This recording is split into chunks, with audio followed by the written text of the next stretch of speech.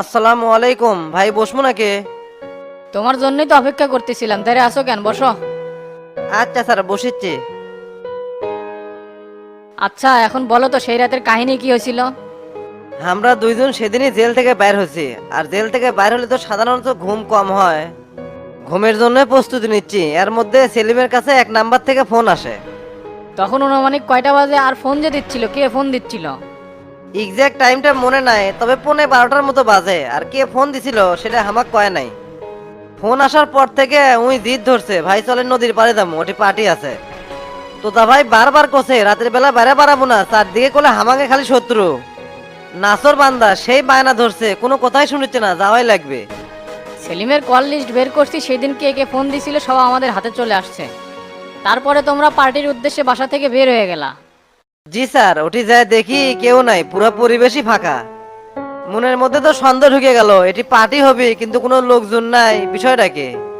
তখন সেলিমে কলাম, এটির লোকজন নাই, বিপদ হতে পারে, চল বাড়ি বিলে যাই। তারপরে রাস্তা দিয়ে আসতেছি, অতর্কিত ভাবে হামাঙ্গের উপর হামলা করে। আক্রমণ যারা করলো তাদের কাউকে কি চিনতে পারছো? এমপি সাহেব স্বয়ং উপস্থিত থেকে গোল্লা টেরার ফটিকেক দিয়ে হামাঙ্গের মারে নিছে।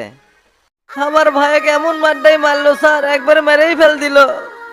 রাত গভীর হওয়ার কারণে আমরা এত চিল্লাচিল্লি করছি, কেউ শুনে পারে নাই।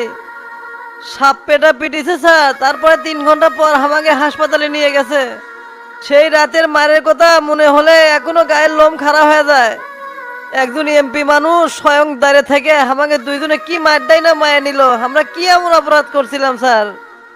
এত ভাঙ্গা পড়ার কিছু নয়, শান্ত হও, বিষয়টা আমরা দেখতেছি। এই সময় আবার স্যারে কেন ফোন দিল? একটা গুরুত্বপূর্ণ আলোচনায় আছে। হ্যাঁ হ্যাঁ সৈকত বলো, তারপরে কাদের প্রোগ্রেস কতদূর? অনেক ভালো স্যার, এই মাত্র আমরা রাব্বিক অ্যারেস্ট করছি। এক্সিলেন্ট, তা ওই শালার বেটা কুটি ঘামটি মেরে আসিল। 2 দিন হলো ওই নাম্বারে ফোন দেয়, নাম্বার বন্ধ করে থেকে তাল বাহানা করতিস না। ওই মাদারি ভাঙ্গা বাড়ির ঘাপটি দিয়েছিল, আমরা পরে রেড দিয়ে অক ধরছি। তবে স্যার আমার মনে হয় অক জিজ্ঞাসা করলে অনেক তথ্য পাওয়া যাবে। তুমি এখনই ওকে থানাত নিয়ে আসো, আমি থানাতে আসি। ওকে স্যার, আনতেছি।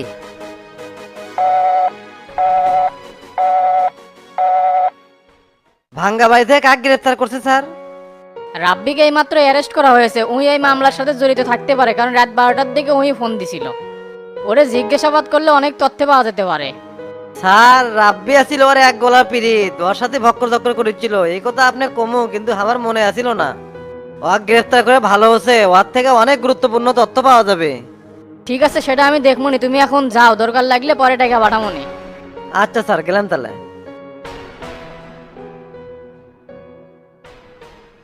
শালা সকালবেলা কামটা না সারে আসে এখন দেখেছি প্রকৃতি ডাক দিল। হাই রে রে, পেটের মধ্যে সেই গুড়গুড় করিচ্ছে, দেখি আড়াটাড়া পায় নাকি, একবার যাওয়া লাগবে। আশপাশে তো লোকজন দেখিচ্ছি না, তে যাই সাইডে যে মারে আসি।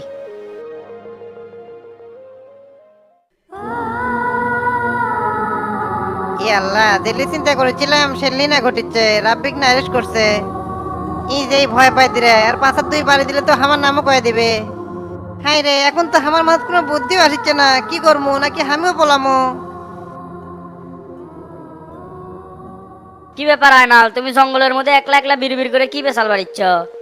এ হে রে, এই শালা বেটা বিট লেকে জঙ্গলের মধ্যে, আর কোথার কৈফিয়ত দিতে দিতে আমার জীবন শেষ হয়ে যাবে। বাইরে যে রোদ, তাই গাছের নিচে বসে আছি, এটি এলা বাতাস আছে। ভাক্কা শুরু করছো হতে না, ব্যবসা বাণিজ্য বন্ধ করে দেয় মিশে আর মধ্যে এসে বসে আছো। তোমার দোকানের চেংরা রাব্বি, তাকে তো পুলিশ গ্রেপ্তার করছে। বিচ্ছু সেলিমেক মারার পিছনে রাব্বির মনে হয় হাত আছে, আর যদি রাব্বির হাত থাকে তাহলে এটি তোমারও হাত আছে। পুলিশ সন্দেহ করে কাউকে ধরে নিয়ে যেতেও পারে, কারণ ওরা দুইজন খুব ভালো বন্ধু আছিল। কারা ওকে মার্ডার করছে আর কারা ওকে শত্রু, এলাকার মানুষ সেটা ভালো করেই জানে। আর রাব্বি কি করছে না করছে সেটা রাব্বি বুঝবি, তার সাথে হামাক তুমি জড়াচ্ছ কে? কথাবার্তা ঠিক করে কয়ো। তোমার দোষ দেওয়ার মেলা কারণ আছে। যে মানুষ কোনোদিন দোকান বন্ধ করনি, সেই মানুষ দোকান বন্ধ করে জঙ্গলে জঙ্গলে ঘুরে বেড়াচ্ছ। যেদিন বিচ্ছু সেলিম মারা গেছে সেদিন থেকে তোমার মধ্যে পরিবর্তন দেখা যাচ্ছে। যদি তুমি এল্লার মধ্যে জড়িত থাকো তাহলে আমাকে খুলে কও, তাহলে আমি বিষয়টা ভালোভাবে দেখবনি। তোতা ভাইয়ের মূল টার্গেট হলো শামসু, তোমরা চুনোপুটি এটি কিছুই না। তোতা ভাইয়ের সাথে আমার সম্পর্ক ভালো, আমি যদি তোতা ভাই কোনো কিছু কই ভাই ফালাবার পারবি না। এ মিয়া, তুমি কি এলি আদে বাদে কথা কচ্ছাও? থাকো, তোমার সাথে কথাই কমো না, চলে কেন? আমার মতো চেংরা এলি নিকৃষ্ট কাম করে পারে, তুমি আজও মানুষ চিনলে না। শোনো, আমি যদি কোনো অপরাধও করে থাকি তোমার হেল্প আমার লাগবে না, আমি ডাইরেক্ট তোতা ভাইয়ের সাথে কথা কমো।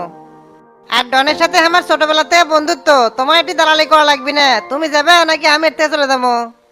প্রবাদে একটা কথা আছে, দুই ঠেঙ্গা মানুষকে উপকার করতে নাই। তোমার আমি উপকার করবার চাই আর তুমি বানালে আমাকে দালাল।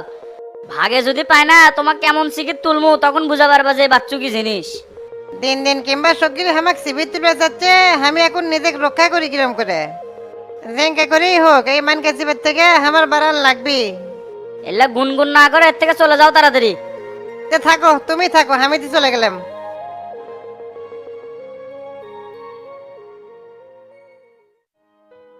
চাচা ওই প্যাডে একটা সিগনেচার করেন। এখন কোনো কার্যক্রম হবে না, সব বন্ধ, মাথা এখন ঠিক নাই। কাগজপত্র সব ডয়ারে রেখে দিবে বল, আমার সময় মতো আমি দেবনি। আপনার মতো করে চললে আমার তো হবে না, আপনার একটা সিগনেচারের জন্য সব কাম বন্ধ হয়ে আছে। নিজেও রাজনীতি করবি না, অন্য কেউ রাজনীতি করবার দিবি না, এইভাবেই চললে না 2-3 মাসের মধ্যেই কমিটি বাতিল করে দিবি। এ তোতা এ কুটকের, তুই বড় রাজনীতিবিদ হয়ে চমক তুই রাজনীতি শিখাস।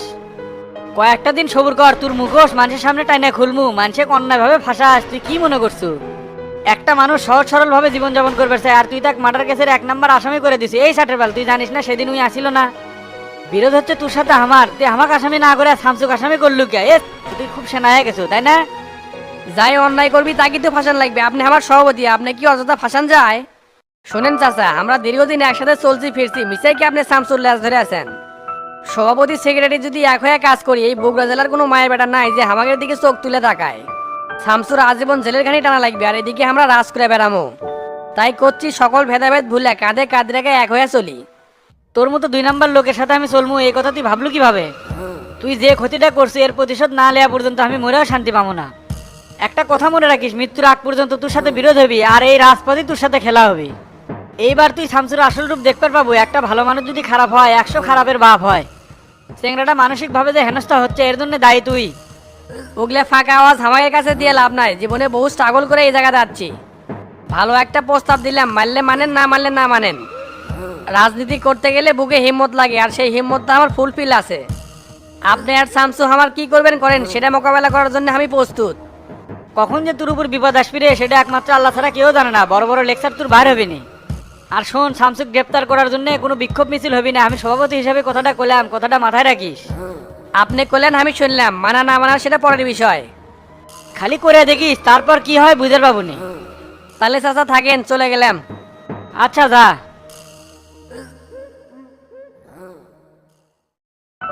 কি ঘুষি জাহাঙ্গীর, হঠাৎ করে আমার দোকানে ওষুধ টষুধ নিবা নাকি?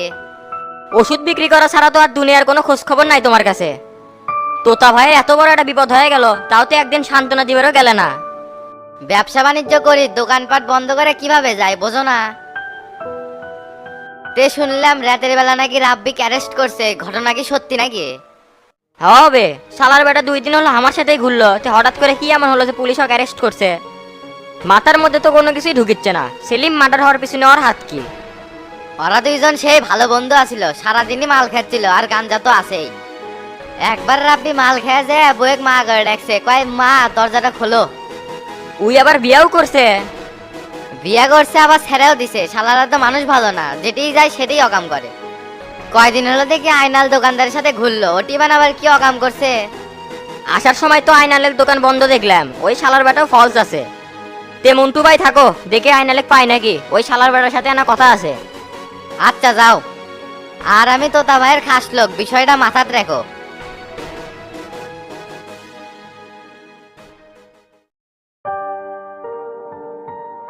এই তোমরা সারাদিন এই হোটেলে থাকো কেন, বাইরে ঘুরতে পারো না? আমার ঘরে মন ভালো নাই, আর তুমি এরকম সারাদিন এসে কলিং বেল দাও, ঢুকে পড়ো, কথা কও, এনকে ডিস্টার্ব শুরু করছো কে? এমনি এক আতঙ্কের মধ্যে আছি। তোমাকে কছি না যে কলিং বেল দিবা না, তোমাকে ওই জন্যই তো ফোন নাম্বার দিলাম, কল দিয়ে পারো না? এমন নাম্বার দিছো 24 ঘন্টায় বন্ধ থাকে, ওই নাম্বারে ফোন দেও যা না দেও তা, তোমাদের কাছে কি টাকা নাই গরিব? যদি কোনো সমস্যা হয়ে থাকে আমাকে বলো, আমি সমাধান করে দিচ্ছি, এত রাগো কেন? এ তোমার ক্যাশ কাছে না কিন্তু ভাল লাগিচ্ছে না, কথা নাই বার্তা নাই, ঘরের মধ্যে হোমওয়ার্ক করে ঢুকে বললে এলে কি শুরু করছো? তোমার জন্যই মনে হয় সাদেকটা তাড়াতাড়ি ছাড়া লাগবে। 2 দিন থাকতে পারতেছিলে, আমার থাকতে মন চাচ্ছে না। কি একটা আতঙ্কের মধ্যে পড়ে গেছিলাম ভাই, আর একটু হলেই তো জাংলাতে লাফ মারলাম নি। আমাকে ভয় করার কি আছে? আমি কি বাঘ না ভালুক যে তোমাকে খেয়ে ফেলবো? এই ডিস্টু, তোমরা দুইজন খুবই কিউট, সেজন্য তো আমার মনটা বারবার তোমাদের কাছে আসতে চায়, সেজন্য আমি সবকিছু ছেড়ে দিয়ে ছুটে চলে আসি। তোমার ছুটে আসা লাগবি না, তোমার যদি প্রয়োজন হয় নাম্বার তো আছেই, কল দিমুনি তখন চলে আসো। তুমি আমার সাথে এমন করো কেন? আমার কিন্তু মন খারাপ হয়ে যাবে, আর আমার মন খারাপ হলে কিন্তু ঘাড়ে কামড় দিব। এ বিজলি রানী, তুমি কি কিছু কবে কলে কও? ও মাই গড, কত সুন্দর করে কথা বলে। চলো না দুজনে নির্জনে হাত ধরে ঘোরাফেরা করি, অনেক ভালো লাগবে। এ গোল্লা, এ তুই যা তো, তোর গার্লফ্রেন্ড এত করে করছে, যা ঘুরায়। তাহলে ঘুরে আসি গে, এর সাথে ঘুরলে ফ্রিতে কিছু খাওয়া যাবে না, মনও ভালো লাগিচ্ছে না। তে তুই আছ এটি বসতে কি করব? না না, আমি যাবো না ভাই, এই বিজলি রানীর কথাবার্তা ভালো না, উল্টা পাল্টা কিছু করলে আবার ঘাড়ে কামড় দিবি।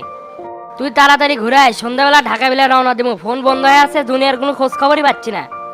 আচ্ছা যেমনই।